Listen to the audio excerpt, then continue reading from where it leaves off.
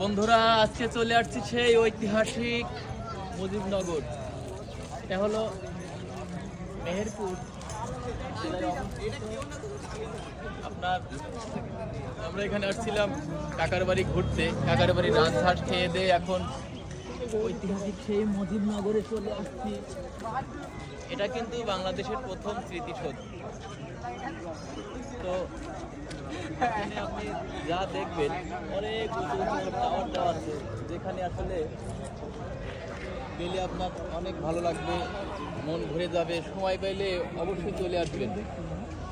বাংলাদেশের মানচিত্র সময় পেলেই চলে আসবেন এই মুজিবনগরে।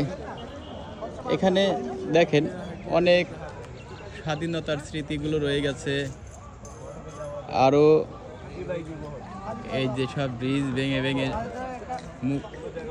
পাকিস্তানি হানাদেরকে দেশে ঢুকতে দেয়নি, ওই রকম অনেক ইতিহাস আছে এখানে।